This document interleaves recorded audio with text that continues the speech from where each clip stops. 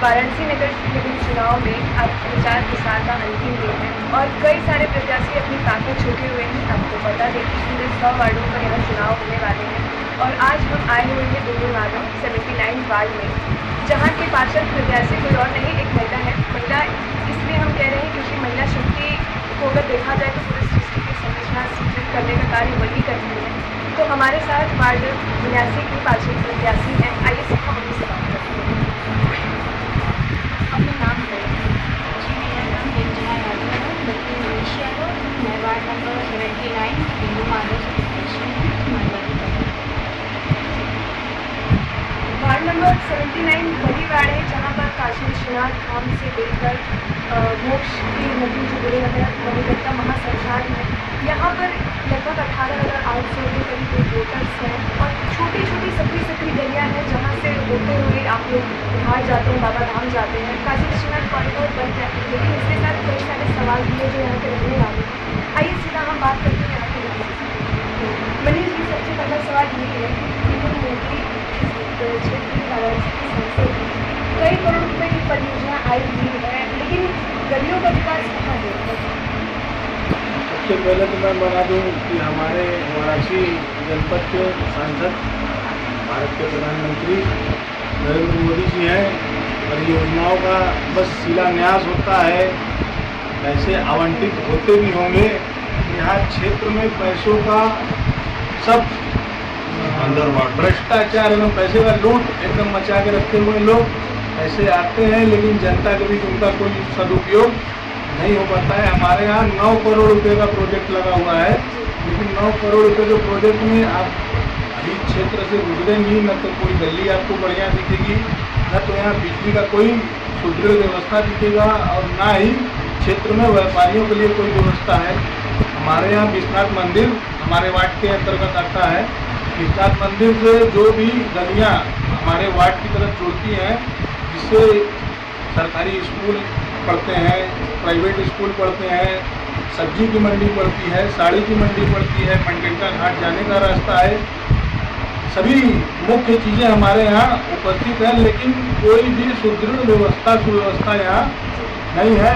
व्यापारी हैं वो लगातार यहाँ से पलायन कर रहे हैं। साड़ी का व्यापार, साड़ी की मंडी यहाँ पे है, ट्रांसपोर्टेशन न होने की वजह से उनको यहाँ से पलायन करना उनकी मजबूरी हो जा रही है। मंदिर परिक्षेत्र से यात्रियों के आने जाने का रास्ता बंद है, जिससे कि यात्रियों को आने जाने में जैसे जो भी दुकानदार है सब उदास हैं।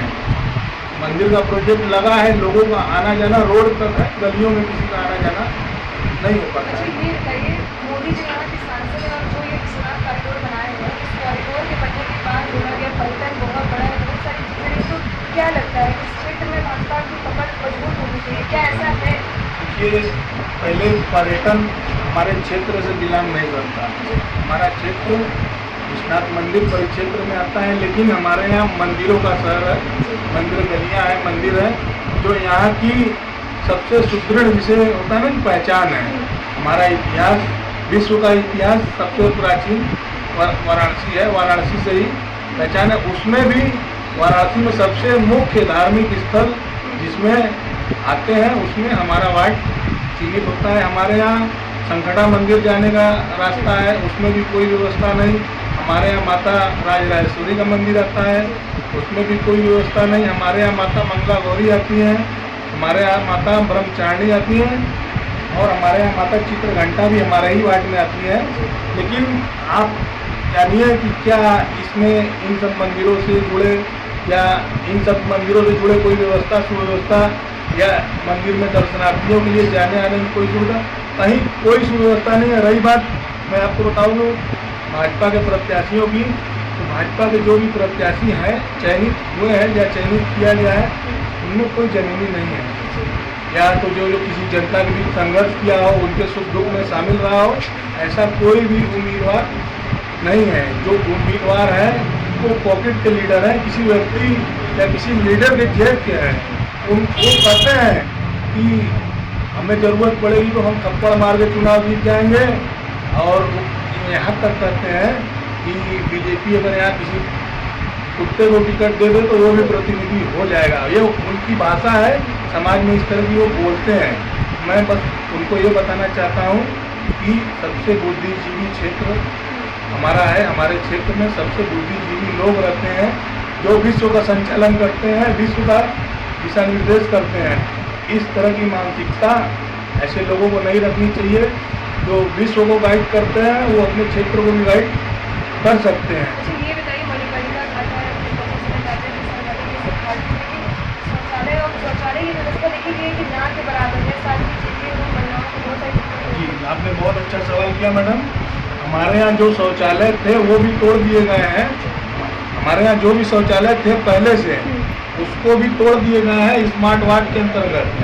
आप मणिकर्णिका घाट परिक्षेत्र में जाएंगी तो उतने दूर में आपको कहीं एक भी शौचालय नहीं मिलेंगी, ना ही एक भी यूरिन करने की कोई व्यवस्था मिलेगी। यहाँ पे जो पहले से थे उसको भी तोड़ दिए गए हैं और घाट पे जैसे मणिकर्णिका महासंस्थान में लोगों का आना जाना दाह संस्कार के लिए लोग आते हैं तो वहाँ पे उनको भी स्नान करने की। ये बताइए, ये वार्ड में परिश्रम करने के बाद चुनाव नहीं करेंगे, गलियों का गलियाँ यहाँ पे बहुत दिक्कत है, तो आप ये किस तरीके की चुनौती लेके जा रहे हैं?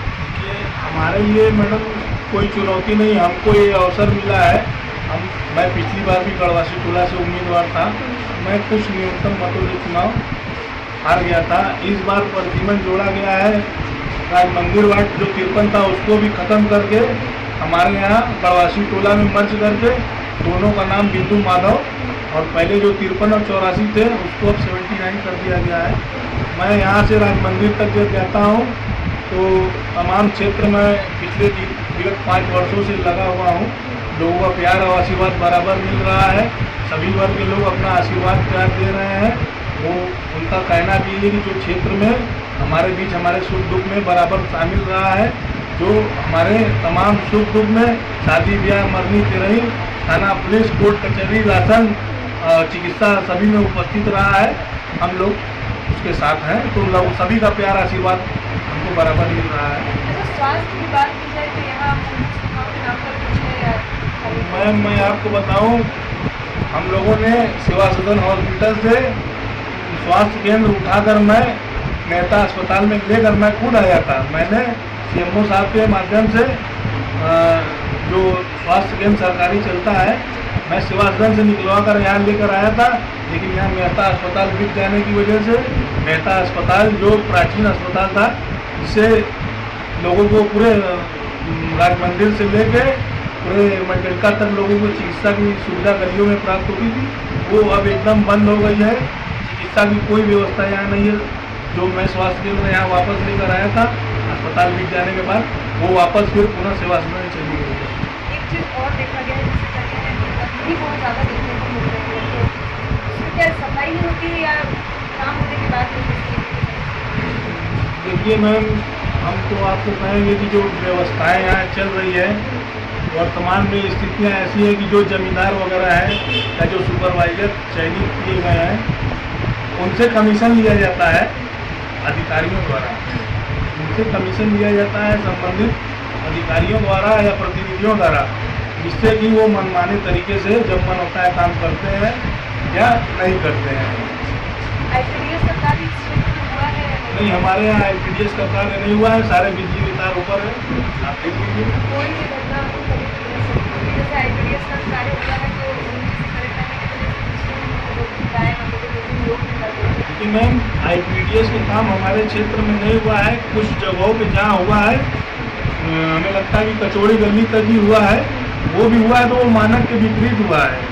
वो जिसका मानक जैसे 2 फीट का है तो 1 फीट तक ही तार डाल के ऊपर से ही पत्थर लगा दिए गए हैं और कहीं भी गली फीट या नाली फीट की कोई व्यवस्था नहीं की गई है, जिससे अगर आप कचौड़ी गली के मोड़ पे अगर 1 लोटा पानी डाल देंगी तो मणिकर्णिका तक वो फुल 1 लोटा पानी बहा कर वो वहाँ तक आ जाता है, उसमें पानी निकासी का कोई रास्ता नहीं है। ये बताइए कि आप इस क्षेत्र में अपना देखिए हमारी इस क्षेत्र में मैं आपको बताऊं, बाबा काशी विश्वनाथ और माता संगठा के आशीर्वाद से यहाँ कोई टक्कर करने के लिए कोई जमीनी प्रत्याशी है ही नहीं। यहाँ पे जो अन्य दल के पार्षद उम्मीदवार हैं वो भी बस ये चुनाव के दौरान ही अपना प्रतिभाग करने आए हैं, वो अपने किए गए कार्यों या अपने दिए हुए समय पे विश्वास नहीं करते। उनको बस से होता है ना कि वो पॉकेट के लीडर हैं, उनको अपने नेता पे विश्वास है, वो जनता के बीच उनका कोई रोल ना है। मैं किसी को अपना प्रतिद्वंदी या अपने टक्कर का नहीं मानता, क्योंकि मैंने लोगों की सेवा की है। मैं जनता के बीच अपने किए गए सेवा का श्रम का मजदूरी मांग रहा हूँ, जो आशीर्वाद के रूप में मतदान करें लोग। बस मेरा यही प्रयास है। 4 तारीख को मतदान होने वाला है, तो यहाँ की जनता से अपील करें। 4 तारीख को मतदान होने वाला है। मैं क्षेत्र की जनता से यही अपील करना चाहता हूँ कि ये मतदान का अवसर 5 साल में एक बार आता है, और क्षेत्र की जनता से हमारी अपील है कि पहले मतदान, उसके बाद जलपान, ऐसे प्रतिनिधि का चयन ना करें जिसको देने के बाद आपको पछताना पड़े, या फिर आप कल के दिन उसका आसरा अपने दरवाजे पे देखें या उसके घर पे जाके दरवाज़ा खटखटाएं और वो मिले ना। तो हमारी सबसे प्राथमिकता यही है कि हम लोगों की लड़ाई यहाँ वासी और प्रवासी की है। जो काशी के वासी हैं, जनता उनके साथ खड़ी है। जो प्रवासी हैं, वो आयोजन प्रयोजन के बाद फिर वापस अपने स्थानीय निवास प्रवास कर जाएंगे। बहुत बहुत धन्यवाद। तो ये थे हमारे साथ विभिन्न मार्गों से ऐसी योजना यादव और उनके